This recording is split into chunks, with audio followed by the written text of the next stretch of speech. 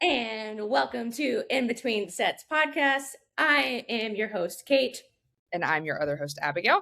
Yes. And today we have a very special guest, one of my favorite people on this entire planet. Again, no pressure to perform. Her name is Paige Lawrence Champion. Yay, woo! Yeah. Going wild. Let's go wild. She has the pleasure of owning her own business. She's a high performance coach. She is a retired Olympian for Canada, not the US, but it's okay. We love our yeah. But I'm super excited. She has very much been a pivotal role in my success in my business. She was the very first person to breathe life into Beefy Babes Club. It was back then Fringe Fitness Boot Camp, which was about that, which was great. But that was like the foundation of like, wait, this could actually be something a little bit more than what it was then. So she's been a really pivotal, like just breathing life into me as a coach. So I wanted to bring her on today. Abigail has some great questions. I have some great questions, but I'm going to turn it over to Paige and just let her tell you guys a little bit about herself and what she's got going on now. And then we'll jump into all the topics that I want to cover today. So the floor is yours, Paige. Thanks. Yeah, you said it. I mean, ultimately who I am an Olympic athlete turned high performance coach for entrepreneurs. That's not who I am. That's what I've done.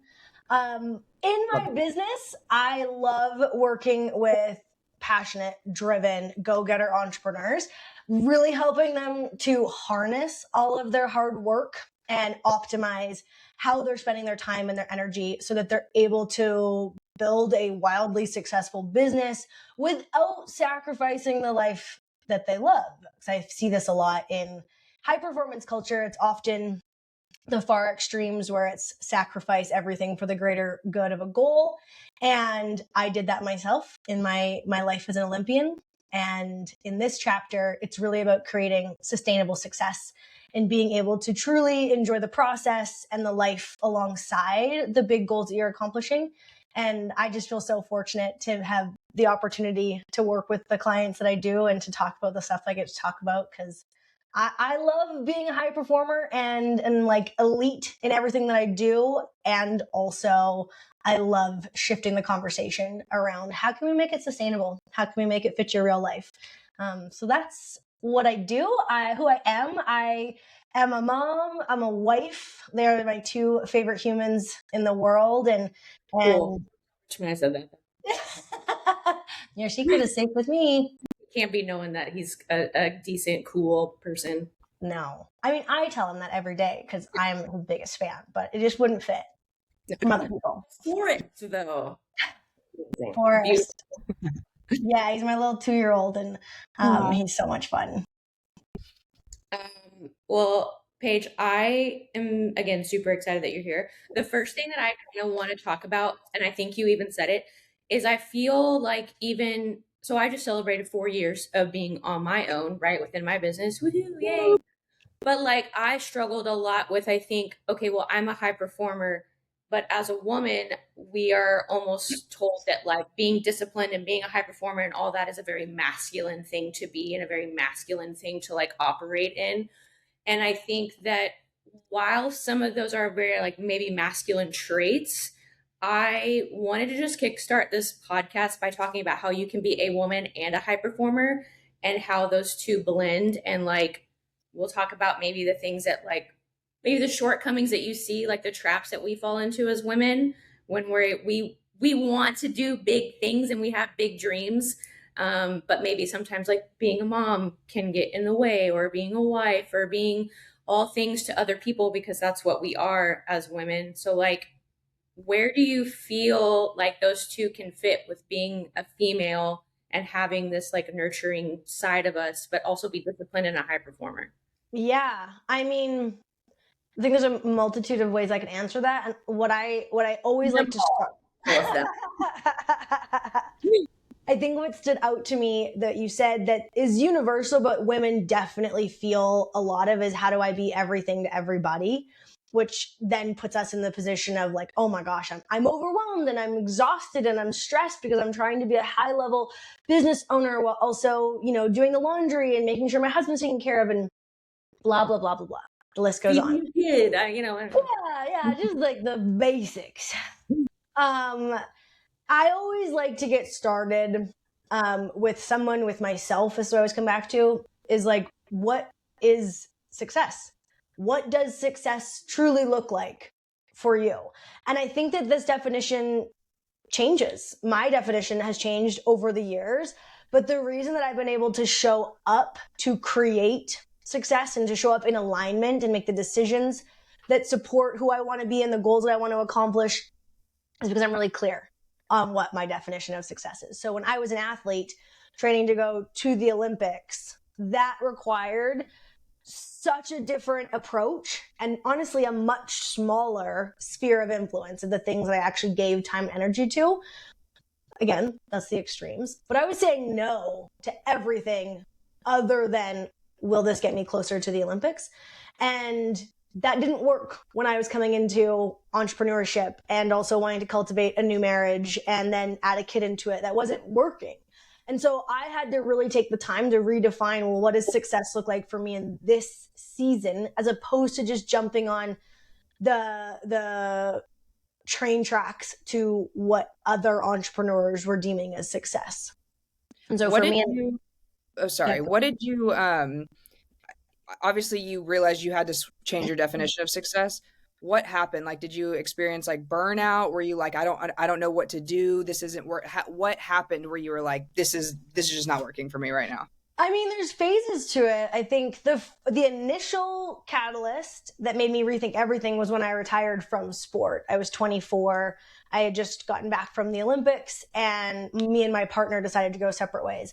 And so I knew that my life as a figure skater essentially was over. And that really shook me, because up until that point in my life, there was only one definition of success, and that was you make it to the Olympics. Like, everyone else was a loser.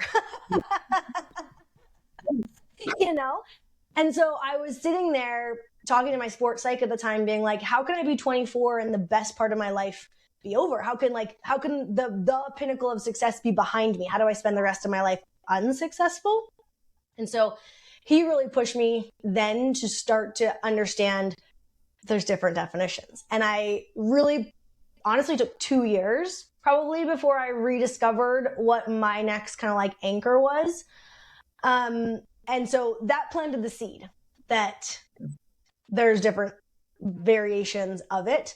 And then as I became an entrepreneur, what happened initially is like I reverted back to figure skater Paige, whereas like I want to make 6 figures in my first year of business. If I want to be successful, that's the marker. So it's like, wake up earlier, say no to family and friends and functions outside of this. If it's not pushing you forwards towards a goal, then it's a waste of time. And I began to really notice that the happiness that I had spent 4 years at this point, 5 years creating in my life, was starting to disappear.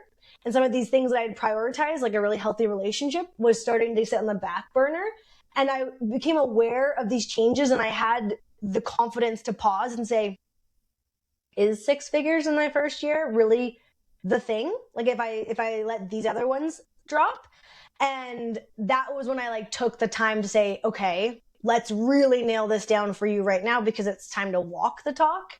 It's time to make decisions to show up for a business goal or a relationship goal or a family goal. And so like, you got to get clear on what does success mean, because if we're going to knock it out of the park, we got to know what it is first. Does that make sense? Does that answer your question? Yeah. 100%. That, I mean, it's cool. I think it's a hard thing to know that you have to redefine success. Like I felt like I was the same way. You had to have somebody point it out. Like, this is no long, you have to decide what this is going to look like for you. So I was curious. I was on a vacation right after the Olympics, and I was in this transition, very messy transition of, am I retiring? Am I not retiring? And I stumbled into a book at an Airbnb. I was just like flipping through pages, and there was a quote book, and the quote on the page, it said, there's only one success: to be able to live your life in your own way. And I remember I took a picture of it because I was like, I want to understand that, and I don't. Like in my life, there is only one success, and it's the Olympics. Like that's how short-sighted I was. And so I took a picture of it because I was like, I want to get to the point that makes it, that seems true to me. And like, it just was one of those moments that kind of like hit you over the head. And I couldn't tell you why in the moment, but that has 100% been the North Star for me throughout every season of transition since then, is if there's only one success, and that is that I get to live my life in my own way, I have to know how I want to live my life in my own way. Like I have to define that. Otherwise I'm missing the mark. Yeah, I feel like a lot of women really, and people in general, I'm sure you've worked with like a lot of high performing men as well, especially within like the rodeo community, but you have to get really specific and very clear. Like if without clarity in what it is that you're doing and kind of the goal or the like maybe end result. I think when I was working with you, you were like, okay, think bigger. Like, what do you want your life? Like, get so detailed, get so clear. Like, where do you see yourself? How do you see yourself? What time did she get up in the morning? Like, what are her, like, so clear and specific about what you want your life to look like. And then it was just look like kind of working backwards. Yeah. And that looked like now, so that you could clearly, everything that you were doing today was setting you up to get to that ideal version of like what your business was or what your life looked like. And I think that was just like the biggest aha moment for me, was like, you really cannot have these big goals and big dreams without huge clarity and very specific clarity. Yeah. I think it's like, if you think back to where you were 10 years ago from now, would you have ever guessed that you'd be here living the lives that you're living? Abigail and I were talking about that because like we were not in good situations 10 years ago, and like not in good relationships, not in whatever. We were like, wow. I mean, but our friendship has survived. That's impressive. Yeah, we've leveled up to 1,000, but there's no way you could have been like, hey, this is what you're going to be doing. And I'd be like, good for me. Yeah. Which I think a lot of people, that's like the most common answer ever, right? But also 10 years ago, was shortly after I retired, was when I set my new like North Star of what ultimate success is. And I'm living that now. Yeah. And the reason the two different realities are, for the most part, if I'm going to just like big picture, is that if you don't know where you want to go, how can you end up even close to that? Right? Because anything can happen in 10 years. But so often we're just living in the moment and taking these like nearsighted goals that we never really think to point ourselves in the big direction that we want to go. And so we kind of just drift and bounce. And if you anything can happen in 10 years, why not get so freaking crystal clear on what you want to have happen in 10 years and then see how close you can get to it? Because here's the thing, right? In these 10 years, could I have told you everything that would have happened to get me to this definition of success? No, no. Like, it's so different than what I imagined, but I'm checking all the boxes for what I want. And I did that intentionally because anything can happen. So why not go after and cultivate the things that you want? Yeah. Right. And so like what you said, Kate, it starts with clarity. It starts with having the audacity to say, oh, if I can have anything that I want, this is it. Let me name it. Let me describe it. Let me get comfortable talking about it and imagining it, so that this year I'm not going to get there, but I can make decisions that are in alignment with that one day happening. Right. Do you feel like you talk to a lot of business owners? I feel like maybe more females than males, but that have a hard time answering that question? Initially, yes. Right. Okay. Yeah. It's a lot of, when I ask them, like, what's 10 out of 10? What's best case scenario? There's a lot of limits that immediately pop up. Like, oh, I'd love to have, no, I don't need that. I don't need that. Or I'd love to make this much money. No, I don't need that. It's like, we are programmed for whatever reason to just settle for average, or what, minimize ourselves and minimize our goals. Like, yeah, is like, and I feel like it's like a protection mechanism of like, in case I don't get it, I don't want to say 100% a protection mechanism. I think there's also a lot of like fear of judgment from other people, right? Because oh my gosh, if I say I want to be making $1 million a year and be able to take my kids on 3 vacations a year because that feels important to me and yada yada, like they're grounded in the why. It also is scary that you're going to make people feel less than because you're living a really big life. And right. My take on that is there's this, it's a poem. It's like, our deepest fear is not that we are inadequate, it's that we are powerful beyond measure, and blah, blah, blah, blah, blah. It goes on. It's a long poem. I'm not going to read it all. But there's a line in it that's like, I want to let my light shine so brightly so that it gives permission to everyone else around me to do the same. Yeah. And I think that's so beautiful. And one of the things that I really aspire to do is like, I want to live as big and bold and awesome of life as imaginable for me, but also so that other people say, oh, she can do it. Why can't I? You know? Mm-hmm. So how do you talk to Caitlin and I talk about this a lot. I feel like there's like a dichotomy of like, hey, I don't only care about money, but I really want to make this amount of money, or oh, I don't really care this much about, my physique, but I really have these weight loss goals, like this whole. So how do you balance, or how do you teach people to balance the you don't have to burn yourself out, you can live how you want, but you can still chase these crazy dreams and still make them happen? How do you kind of talk people through that? I mean, there's a lot that goes into it, I think, but I think it's understanding these like outcome based goals. Like I want to make X amount of money, or I want to lose X amount of weight, or things like that. It's understanding why that's important to you, right? Because who cares? It's just number on a scale or number in the bank. And like nobody walks around with their weight attached to their forehead or what's in their bank account on their forehead, right? Like that's not really it. Exactly. Yeah. It's weird. That's part of my morning routine. Weird. So it's like, it's not about the number or the outcome. It's understanding, well, why is that important to you? Like, oh, I want to make $500,000 a year because I want to retire my parents. Or Right. I want to lose 25 pounds so that I feel confident going to the beach with my kids and like making memories and being present as opposed to being on the sidelines.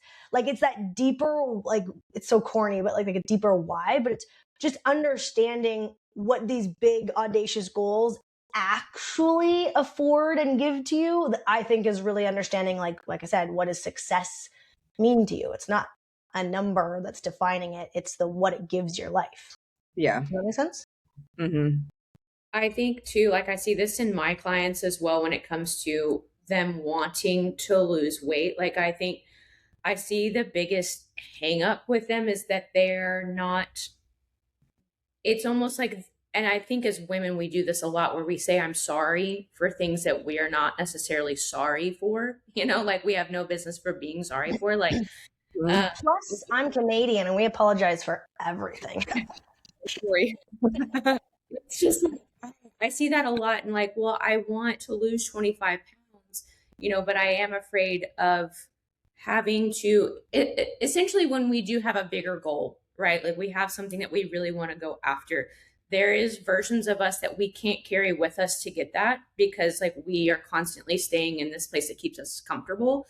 And like I see that a lot as they get really apologetic with why they want to lose 25 pounds, like, and they get really just kind of like, well, I'm afraid of what so and so is going to think, like their husband or whatever. Like I don't think he's going to want me to maybe spend this money to get X, Y, and Z. Like they just start living in a very like what other people think or might think about them pursuing their best life. And like, what do you typically say to those women who are dealing with that, like maybe older versions of themselves, keeping them comfortable or kind of playing by everyone else's rules? I think it's important to, like, I was going to say fixate yourself, but that's not the word. I think it's important to focus on the what you do wants, because this is a mistake or a misconception that I see happen a lot. and I think it's very relatable to what you're saying as well, is we name a goal that we want. I want to lose 25 pounds. I want to make 6 figures. I want to do this thing. And then we immediately start telling ourselves like, okay, well, I don't want to come across as better than other people. I don't want to become a negligent mom because I'm making time for the gym. I don't want to waste money. I don't want to blah, blah, blah, blah. And we think that those are the same thing. We think that by saying, I want this thing and I don't want these things, that they're going to get us to the same point. And so we still start focusing on what we don't want, because if we avoid those, then ideally we still get what we want. And it just couldn't be further from the truth, right? Like if I tell you I'm going shopping for an outfit and I don't want a pink shirt, you're like, okay, what are you going to buy? Like, that's not helpful. And we all do this. There's a negativity bias in our brains that just means that biologically our brains are designed to find the negative things in our environment so that we can avoid them because we don't want to die. Essentially, it's like a very old mechanism. But our brains will fixate on these negative things because it thinks it's helping to keep us safe. And in these situations, it's just an outdated tool. And so I think what's really important for people to recognize is like, name your goal and then really drive your behavior, your focus towards what's going to get me closer to that goal, not how do I avoid these scary things, because they're quite often on different paths. Does that make sense? Yeah. What do you think the biggest limiting belief that females versus males that you work with have? Just curious. It's really interesting because, and maybe it's the clientele that I attract, but they're very similar. Okay. Because the people that I'm working with, they're like very heart driven.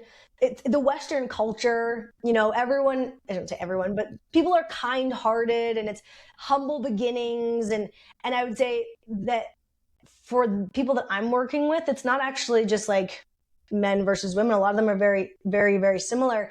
And it's a lot of like having to battle this desire to be humble and modest and hold space for who you need to be to really make big goals happen. Yeah. I think that's the limiting belief that holds a lot of people back in my world, is just like, how do I be likable and relatable and, still be this like wholesome individual and also say, no, I'm different and I'm better because I'm choosing to go after these big things. I think that was a really hard thing for me too at the beginning, because like I didn't know and I didn't really understand what it meant to be an authority figure and like a leader within what I was doing, because coach and leader didn't click together to me, even though they absolutely should. As a coach, I'm leading people to do better and harder things for a better version of themselves. But that, like, until I had that aha moment where I can still be myself and be funny and be goofy and be like, here's the realness of me, but also I'm going to call you up and call you to be a better person, but I have to be that authority and like leadership figure as well. So that was like, I think the biggest thing for me that clicked when it came to remote coaching and doing this business is like, oh, I do know more than them. They need to know what I know. Like, yeah. They need that information from me. So I have to act and move in that way. And it doesn't mean that I'm like, I'm better than you and I'm showing you why and how I'm better than you. It wasn't like that. Or being a fitness influencer, that was another thing. I didn't want to be like, I didn't want to push that either. But like that's so true, because I think that is kind of common in the Western industry. Now that I think about it, is we do want to be nice and kind and humble and all the things and not showboaty, but like you have to be to really get to where you want to go. When you have like that big desire in your like heart to lead a big life so that other people can too. Yeah. I do feel like my mom and I were actually talking about this yesterday, that and it must be a Southern thing, that it's almost like if you say, I want to start this or I want to make this amount of money, you have to then justify it. But not because I want to have a bunch of money, it's because I want to donate it to it's like people like or they just like don't want to talk about it and they like doubt. It's like reverse bragging. Like, Yeah. I don't want to talk about how much money or what goals I have or this or that because I don't want anybody to feel bad. Or it's very interesting. I don't understand kind of why it's like that, but it's like I said in that poem, it's like I aspire to let my light shine as big and as bright. Dimming my light doesn't make your light brighter. right. That's not how this works. And yet I don't say all. Sorry, there's an airplane. Dealing with UFOs over there. Yeah, right. All right, guys. No, it is this space this way that you have to lead yourself to be able to hold space for your own greatness, which requires a high level of confidence and shininess and willingness to do what others don't. Like, that is a part of it. And also recognizing that it's not me versus everybody else. I'm not saying I'm better than. It's actually not about anybody else. It's about me on my own journey. And I think that there's a lot of resistance that people experience getting to that point where they truly disconnect from, oh my gosh, what are other people going to think? And how's this going to make people feel? And are they going to hate me? And it's like, just being able to disconnect yourself and get to that point, and then you're actually able to show up from them at an even higher capacity. I wanted to pivot a little bit because I know this about you. I was telling Abigail when we hopped on that you're competing in your very first High Rocks. Yeah. Which Abigail and I have done one together.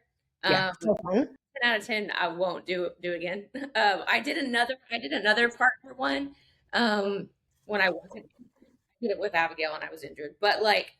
Why wouldn't you do one with Abigail again? You wouldn't do one, or with partners in general? She's not gonna do one either. Like, neither one of us are like, no, we're good. Here's my thing, and I bet you're the same. I thought it was so fun. We didn't really train for it. Yeah, that's a thing too.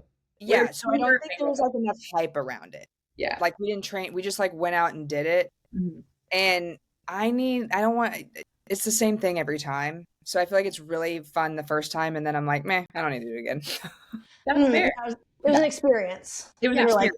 Like, check. Did it? So, Paige, I want to ask a couple of things. One, why you picked High Rocks and like what was the idea behind that? And then two, I want to talk a little bit about, because I feel like a lot of, obviously this is an in between sets podcast where fitness. How do you juggle being a mom of a 2-year-old who's very mobile, very much like you can't strap him into a little like car seat thing, be like, okay, you're going to sit here while mom does this. And like Richmond's on the road sometimes, more often than not rodeoing. So like, how do you do that and maintain a business and all the things? So start with why High Rocks. Okay. And maybe you can even go into a little bit of your fitness journey as well. So just let me take you back to 1998. Yeah. No, why High Rocks? I feel like when I retired from sport, I had a strange relationship with training and my body. Like, we're not going to go back into the depths of that, but I was a figure skater. Like, it's one of the most toxic sports out there for body image and relationship with food and working out. And so I did a lot of work on my own to get myself to a point where I actually felt really happy just with my body. Interestingly enough, at a way that I didn't like my body, but I was content and happy. Like, it was very healthy. Yeah. And then I had a baby, and that changes your body some more. And so again, there was just like doing the inner work on being confident, just loving myself, And I was really proud of the work that I did on all of that. And then at some point in time this summer, and I've still worked out, I always loved the gym. I've always made time for it, but it just was never the priority or never like to do anything other than because it made me feel good mentally. Mm-hmm. And I got to a point this summer where I was like, this isn't doing it for me anymore. Like, I'm tired of just showing up to the gym, to not see any results change on the scale, to not see any results change in my body, to not see any results change into the way that fitness was fitting into my life. Like it had just become a box to check. Mm-hmm. And so I was like, okay, do we want to train for something? Because that felt like a big commitment that I've honestly shied away from for a long time because I haven't been able to do it in a way that's healthy. Yeah. I've tried a couple times and it immediately went back into just like traits I don't like about myself or self-talk that I don't condone anymore. And so I was like, can I do this in a healthy manner? And so I started thinking about what I could train for. Obviously I did a half marathon a long time ago and I was like, should I run? And I was like, these knees cannot run. Oh gosh, that ain't happening. And I love cycling. So I was like, well, maybe I'll do one of those distance. And I was like, I'm not going to train for a cycling over the winter in Montana. Like that'd be so many hours on a stationary bike. Like, bleh. And then I just saw somebody post about High Rocks on social media. And I was like, what's that? And I've never done CrossFit. Like that's not really my style of working out. And as I read about it, it checked the box of I would have to train for this thing because I'm not going out to just do a 2-hour High Rocks. Like, and I was not at a physically fit level that I felt like I could just hop out there. So my also deranged brain is like, half marathon I could run tomorrow. I'm like, I couldn't, but I would. So I was like, I would have to train for this because I don't know, like I've never done the ski or I've never done some of these things. And so I was like, check the box that I would actually have to show up and train for it, which is what I wanted, something to like fire me up to get me in the gym again. And 2, I thought that it would be a thing that I could do while still raising a kiddo. So it'd be like required training, but I'm not doing an Ironman. Does that make sense? Totally. Yeah. So that I was will just say with the kid thing, I do feel like it is a much like definitely would have to train for it now that I have one. I totally relate to that, but it's attainable. Yeah. Like it's absolutely attainable. Yeah. So I get that. Yeah. And it just seemed different. It was like a different world that I'd never been a part of. And that was it. Like there's not a lot of thought into it. And I felt ready to commit to a training in a healthy headspace. I was like, no, I trust myself now to get back into this space. Yeah. How has it been for you, like actually training for something, and like has it fueled you in a really positive way? Has it given you like kind of a different life and like meaning when it comes to your body and fitness and all of the things that used to be just such like a tight grip of like structure and like rigidity and toxicity sometimes? Yeah, it's been awesome. I have loved the like mental grit that's kind of resurfaced again in some of these workouts. I've loved seeing the excuses pop up because it's challenging enough that I'm just like, I don't need to do this, or maybe I won't do this one. It's like, I've loved seeing the excuses pop up and actually being able to just like work through them again. I have loved the edge that it's brought to just my identity as an athlete. And I shared about this in a post online, is like, I am unable to check every box perfectly. Like I'm doing half of my workouts at a minimum with a toddler around. And so there's also been this release of having to train perfectly in order to be ready to go and compete at this thing. Again, I'm not going to win it. So I'm sure Why not? Why? We're not there yet. And it's all about setting attainable goals. Okay. So I'm like, I'm sure that if I was like in a position where I could be a medal contender, that I would maybe have a little bit of a different take. But I don't know if I would. There's just a different level of trust in imperfect training that I feel has been really grounding right now. I said this to my husband, Richmond, because I'm like, I'm just eating to feel good in my body and to like really truly feel it in my workouts. And the scale hasn't changed, but my pants are getting tight in the legs. The other day he was like, yeah, your butt has gone kaboom. That's also really fun to just be eating for performance sake, not having to think about like getting chucked through the air. So it's been like a really just different dynamic this go around that I just have really enjoyed. Yeah, I think that's really awesome. And you hit the nail on the head too about what I feel like it's like to train with a kiddo is a lot of my girls come in really expecting perfection and like expecting to just hit everything on the head. Like, and we can really even pull back to, hey, I just want you to do 3 times a week. Like that's where we're starting, that I'm meeting you where you're at in your seasons. And sometimes like those 3 workouts a week, oh my gosh, this week I had to do it on Wednesday, Thursday, Friday because Monday and Tuesday, it just like feels kind of overwhelming. But I try to take that and remove it. Be like, did you hit 3 workouts this week? Well, yeah. It wasn't on Monday, Wednesday, Friday. Yeah. It wasn't on, like it was maybe pushed back a little bit, but you still got it done. Like it was still consistent effort. It's not perfection that we're really going to move the needle with because that is just a very large extreme to really set on yourself. Yeah. So, I learned this a little, well, like, not a little bit. Abigail, you'll likely experience this as well, but becoming a mom, your time is suddenly no longer yours. And I really dug deep the first year of being a mom for my business goals, learning how to just make pockets of time work for me. Whereas before, if I didn't have 2 hours to do everything that I wanted, it was waste of time. Like it wasn't worth doing it. And motherhood made me be like, I got 15 minutes to get some of this like nitty gritty, dirty work done. I'm doing it. How much can I get done in those 15 minutes? It actually becomes like a goal or a game where I'm like, yes, see what I can get done. Yep. and I brought that mentality into this training as well. So it was, I never missed a workout.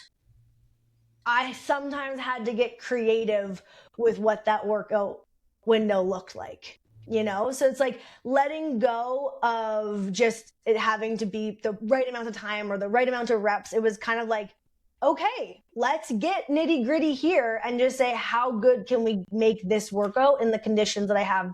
Because that's all I have today. And that was really a freeing approach to the training as well, I think. Dude, go ahead.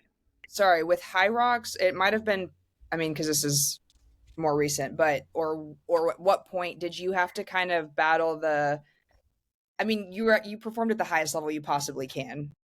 So did you have to work through like, okay, I might not win the High Rocks, or I might not be like, what did that mental shift look like when it's like, I might not be the best? Well, we what I'm doing? haven't raced yet. So I'm very much still, and I race in a week and a half, and 10 times a day, I oscillate between being like, nah, screw it. Let's just go balls to the walls. Maybe we can podium. And I'm like, Paige, girlfriend, that is just not realistic. Like you do not have the aerobic capacity to do that. So let's just make a game plan. Like I've got my plan for what I think I can realistically do each station in and running. And even then it's borderline unrealistic. And that's like what, 10 years after the Olympic? Yeah. Years at 2026, 12 years. Okay. Yeah. Yeah, we are a shadow of the physical fitness that I used to be in. And that's been a big thing to let go of. And part of the reason why I haven't really tried to do anything in 12 years is because I have always compared myself to that version of me. Mm-hmm. And everything is less than. And that's been a hard thing to kind of embrace. And actually training for the High Rocks has been probably the first time why I said I felt ready to compete at something again, is I'm not comparing myself to that version of her because she was amazing and she could have won this High Rocks with no training. And that's okay for me now to have very different goals than her, because I'm working off of where I'm starting from now to where I want to get to, as opposed to having to drag along Olympic version of me and bring her into consideration when I think of what I want to accomplish. Yeah. I think maybe this might resonate with you. And even so, when it comes to like success within business, for me, competitively, like, okay, walking into bodybuilding, not knowing a damn thing about bodybuilding, like not knowing anything about getting on stage, like, for me, it was just completely breaking down everything that I already knew about my competitiveness, like in CrossFit, basketball, running. Like, I was like, well, we have to do something so different for me to really like maybe enjoy something again and like Mm-hmm. have zero expectations walking into this, like you're walking into High Rocks, which is like I don't even have anything to compare it to. I don't even have a time. I don't have like a trial run to compare it to, like nothing. I just kind of know my pace, maybe like what that was how I walked into bodybuilding. And then when I did the second show, it wasn't like I just had something to compare like to myself. I couldn't even really walk on stage and be like, oh, well, I'm competing against all these other girls, because that's really honestly, yes, like I am, but I'm also just competing against a version, like a different time for you. It's like you're walking into High Rocks, like it's kind of just that me versus me competitiveness. Like that's Yeah. how I funnel my competitiveness now, is like, can I beat maybe this last version of me that did this thing, And then within my business, it's kind of like, okay, this is what I did maybe X, Y, and Z money wise. I brought in this last year. Can I maybe shoot a little bit higher this year? Can I, like, rather than I think taking comparison outside of, well, like she's doing that really well, or like she makes that look really easy in her business. Like, why am I not doing that? Why can't I have that? Like, talk a little bit about kind of that me versus me mentality when it comes to either competing in a sport or competing with just in yourself and like in a business friend. Yeah. I think a lot of it comes back to being really clear on what my goal is. Like I don't want to sound like a broken record here that just talks about goals nonstops, but they just are, help people crush their goals. they just are a North Star. They establish standards in my life. They help me to understand what's important every single day. Like they dictate my priorities. And so in something like comparison, which is a distraction, it's saying, oh, wow, shiny object, she did this. That's amazing. I want that. Oh my gosh, this person did this. I really, truly catch myself in comparison. And I've trained myself to come back to, oh, interesting. Okay, what's my goal? It's to do X. And then I say, is that something that I want to bring into my life? Like, is that something I want to make a part of my one of my goals or a part of the process? Because clearly I find it impressive. Do I want it into my life? Am I saying, yes, I've now established that that's something I want to go after? And if so, I'm going to take my action steps and make it priorities and yada, yada. Or am I simply just impressed and have to admit I don't want it for myself right now and just get to say, great job. Love that for you. And so it gives me a really clear filter where I don't let comparison really distract me that often or for that long of a time. So it's like I'm going into this race and I am competitive. So of course I'm looking at the times of people that are typically like the standards for winning or top 5. And of course I'm like, yeah, I want to blow everybody away. I love the stories where like, did my first High Rocks and like got this cool flag, which I don't understand why they give flags away. That's just a side point, but like, that's so silly. What are you going to do with all those flags? It needs to be smaller. Anyways, I'm like, of course I want to be on the podium and like have that be my story. That's so kick butt. But I'm not saying like, okay, if that's what you want, then enter a race a year from now so you can put the time and effort in where you're actually capable of getting that page. Right now, is it really realistic for you to run this in about an hour? No, it's not. Like, it's just not. So if that's not the goal that I'm actually going to pursue, I don't have to compare myself to that person. I can say, what a cool story. I think that's so badass that you did that. You have that flag that you're not going to know what to do with either. And I'm going to really push myself to get this done in the time that the goal that I set for myself. So it's like, it's just a filter to help you view these quick distractions from the comparisons that are going to take you off of what am I doing into what are they doing and bring it back to what am I doing. Does that check out? That does. And I have a practical question for somebody listening who's like, okay, you set all these goals. What does that look like for you? Like, are you once a week, I'm sitting down, once a month, I'm sitting down and I'm writing like, these are my specific goals and these are how I'm going to get to these goals? Or what is this just kind of something that you've done for so long that you can just say, my goal is this, and you kind of know? What does that look like on a practical level for you? Let me introduce you. Let me introduce you to the High Impact Planner. Perfect. Just on the so you see me out here busting all my goals, and That's the reason. it's because I got her. It's like a shameless plug there, because it is the system that I've used inside of my head and in all of my documents for running my business and for forever. And ultimately, yes, it is what I use. So I set big yearly goals for myself in a few different areas, because diluted focus gets diluted results. And I'm a big believer in just a few goals, big kahuna, exciting goals. Big kahuna. I don't know if that's a... I won't edit that out. Yeah.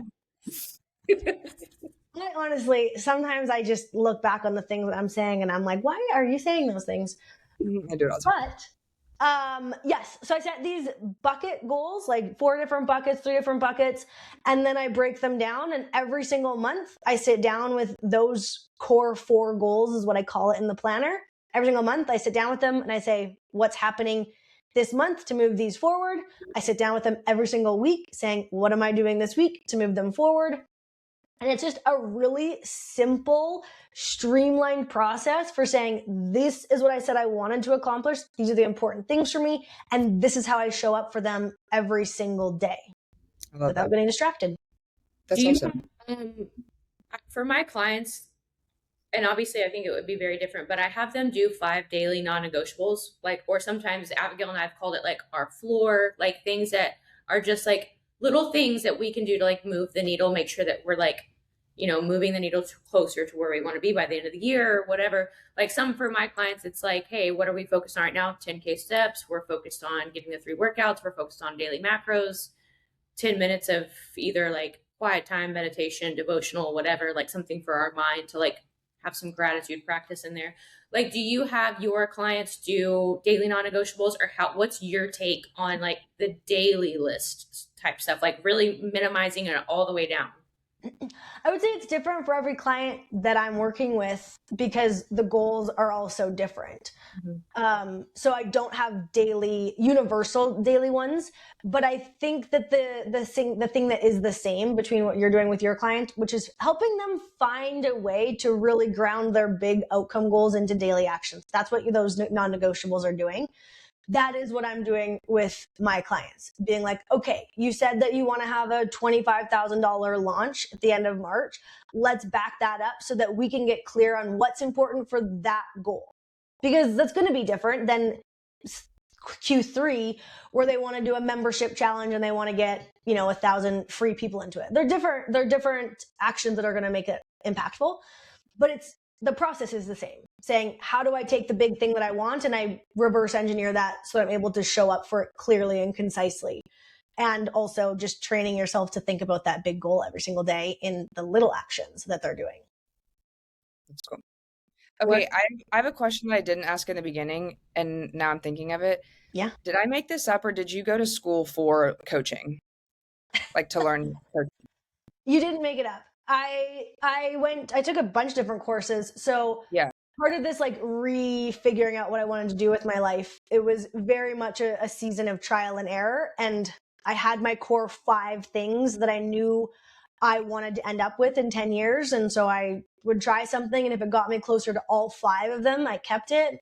And if it didn't, then I tried something different. And ultimately that led me to just spur of the moment. I went from a degree in psychology, which I never finished, to coaching figure skating, to randomly signing up for a positive psychology practitioner's course in Texas, because I happened to be dating a guy from Texas at the time that I'm now married to. And I finished the positive psychology practitioner's course, and I loved it and felt like I was getting closer. And so I took the next level, which was a life coaching, and I loved that, but it was just a little bit like foo-foo. And so I started looking at ways to like really excel in this like coaching world, and ended up going and getting my master's in executive coaching. It's a really great program where they accept Olympians into grad programs based off of life experience. So like I Yeah, because I'm like, oh, I'm going back in undergrad. That's not happening. But I wanted the grad program, like, just give you such meat. And so I became accredited executive coach and working within like corporate America. That's what it was designed for. And I didn't love that. And that's when I went and started my own business. Okay. The reason I was asking is I just feel like that I remember seeing that maybe you posted on social media or something, and I was like, that's so unique to coaches these days, especially with social media, to actually have schooling or coursing. Like some people just do it Yeah. based off purely experience, and I thought that was really cool. So anyway. I think it's something, it's like, I have such respect for coaches, great coaches, that not only know what they're talking about, but they also know how to present it and how to help other people to understand it.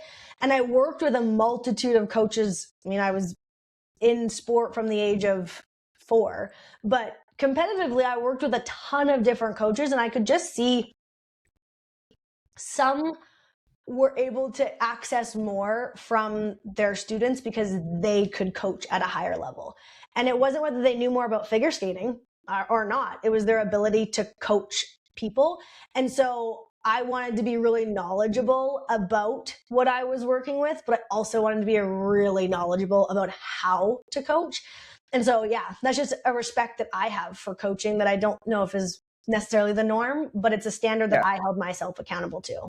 Yeah, that's cool. I like that. What's the habit that you the biggest habit you see in successful coaches? What characteristic? Yeah, tell me. I know, right? Yeah. What do I need to do better? Keep going. She's like, and this is going to be a call for us. I started I think one of the things that I learned how to do is listen differently and ask deeper questions. I think a lot of times people ask questions because they think they know the answer already. Like they're teaching, not coaching. Teaching is very much like, let me tell you how to do this thing. Whereas coaching is, let me ask some questions so that you understand what you're doing wrong and you help find the solution. Like we do it together. So I think that good coaching requires listening for what the people aren't necessarily saying and asking the questions to raise the students' awareness so that they become a part of the solution themselves. Yeah. That's and cool. I'm guilty of it too. It's like, it's easy to just be like, I see what your problem is. Here's the fix, right? But when we're told to go do something, there's such a different, lesser level of commitment than if I decide to go and do something. I've been a part of the solution, and so I'm already at a level that's more committed. And so you just get very different conversations and very different results. When I'm able to not just tell people what to do to go fix their problems, I'm able to help them understand and find the answer for themselves that I'm going to help guide.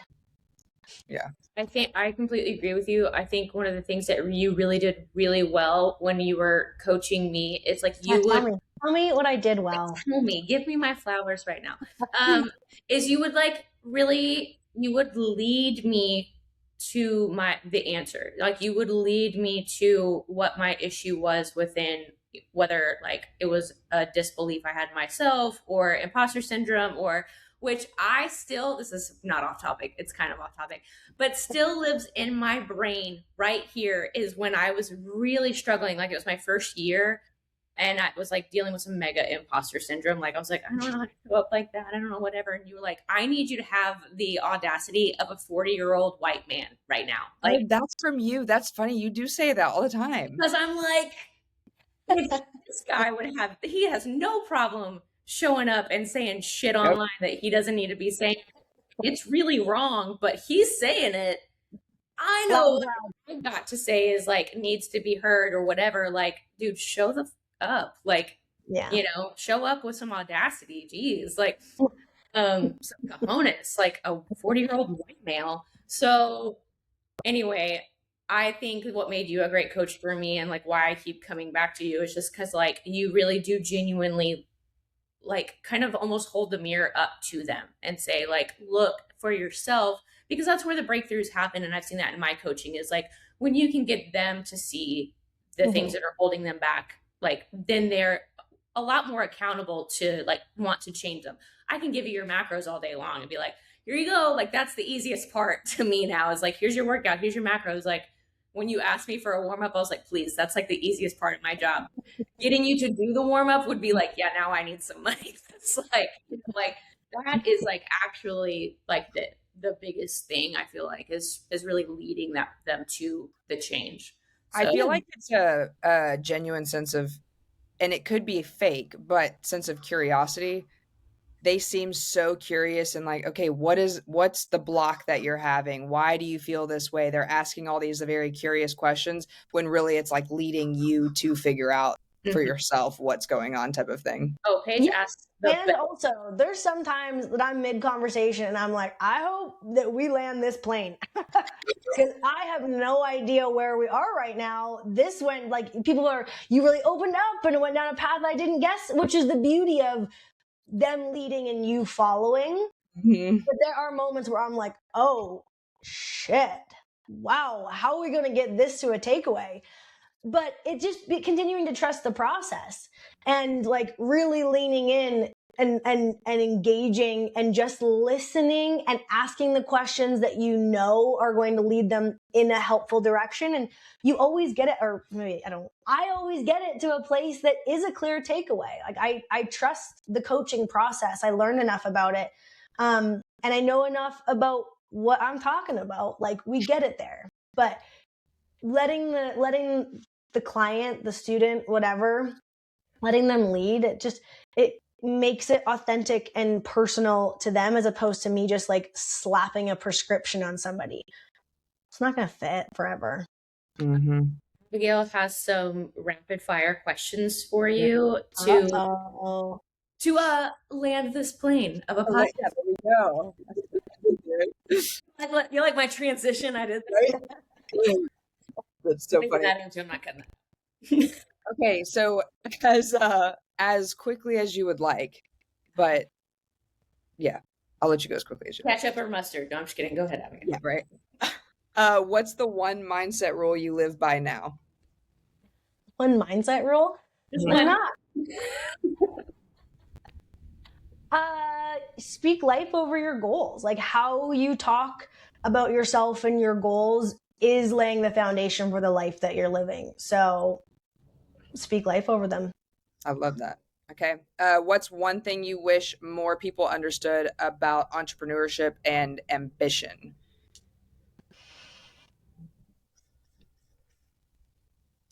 That the most successful people find ways to create enjoyment in the process. Like sacrifice doesn't require suffering.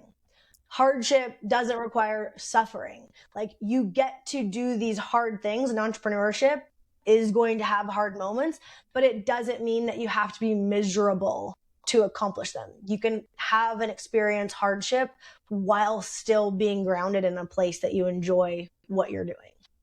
I like that. Okay. What was the biggest failure you made early on when you opened your business? There's a million failures. I think would be before I had the system that I now live by with the high impact planner, I just tried to do it all. I just tried to just slap ambition over my business and think that was going to translate into results.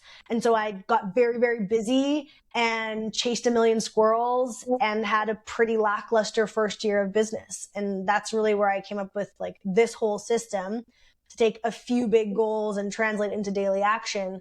And it's been the biggest game changer. So I'm like, I think it was just thinking that hard work and ambition alone would get me the results that I want. And you got to have structure. You got to have a plan. There has to be a connection between what you're doing today and where you want to end up. Okay. What's one thing people assume about you that's completely wrong? Oh my gosh. I don't know what anybody assumes about me. Caitlin, what'd you assume? Just kidding. Okay, so there's only been like a handful of women to ever intimidate me in my life. Paige was one of them when I first met her, and she's not intimidating. She's very spunky, but she's very kind, and she's like your biggest cheerleader if you need her to be. And like she had some really like I think it just was intimidating because like oh she's in the like I'm like meeting for the first time. She's an Olympian. Like, what the, like, okay, what am I saying to this person? You know, like, dang, she's going to be the most competitive, high level person I've probably ever met at this point in my life. Yeah, And and like, she's not. She's pretty mediocre at most you're things. the worst. But you were kind and you were freaking hilarious. And like, oh no, I've with this girl. Yeah, she's cool. Yeah, I feel like that's like a common what's the word, entrepreneurial, athletic, any type of female that do those things. I feel like that's like a common thing. Yeah, intimidating. I have actually heard that before too. That's a good one, which is so funny. I'm like, I don't think I'm intimidating. What tells me that I'm like, I'm the I am weirdest intense. people you've ever met.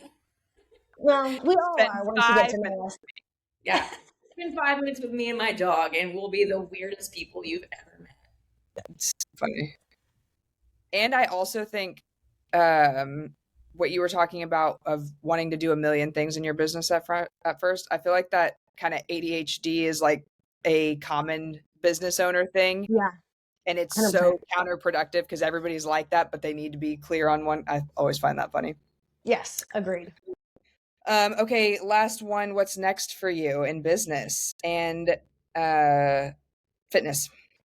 My high rocks in 1.5 weeks. And then we'll see what I want to do after that. If it's something that I want to continue training for, or if it was like, I'm glad that I checked that box. So kind of a TBD on that one, but right now I'm really enjoying training for it. And then in business, it's just finding new iterations of, meaningful growth. I have spent the last 2 years kind of like maintaining business growth while doing less in the business because I have had a kid, and that's been a massive growth experience for me of how do I show up really high impact and punchy in windows of time and grow a business without spending a ton of time in the business. And I would say this year is really kind of continuing to double down on that. How do I leverage the small amounts of time that I want to give to my business to grow it again? So it's kind of just an exploration of how can I leverage not more time, just the same amount of time, but get bigger, better results. That's cool. I like that. Thanks. That's all I got. Yeah, you had great answers for rapid fire, but you didn't. Yeah, right. If you could watch anything for the rest of your life, what would it be? New Girl. I knew it. Okay. Well, This is why you get along. my friend, she's turning. She has a birthday next Tuesday, and I was like, "Oh, you're gonna be how old are you gonna be?" She's like 29. I said 29, and I was like, "I got." Oh my gosh. Oh, it's just a cool thing about being 29 is that I can make that reference. I was like, Pretty much. But you get a whole year of it. Yeah. Between New Girl and Harry Potter, I don't think Paige and I talk about much of anything else. Is that and what else is there to talk about? The Rasputin song, like that's it. Rasputin song. Oh my gosh. Anyway, okay, well, thank you, Paige, again for thanks so much coming on and breathing life into the girls that listen to our podcast and not making them feel ashamed for being a high performer and a mom and a wife and this and that and all the other things that they have to be, that they can be all of it and be mega successful while being all of it. Anyway, any last closing comments from Abigail or Paige? Go get your planner. Yeah. I don't care. Some sort of call to action. So I love I love that. I'm going to link everything in when we put this out on TikTok and Spotify and Apple and all the different things. Go get her planner, organize your life, and maximize your potential and hit your dreams. So, yes. All right. Well, that's the podcast. Thank you for joining. Make sure you like, share, subscribe, and share with your mom. See you next week. Bye.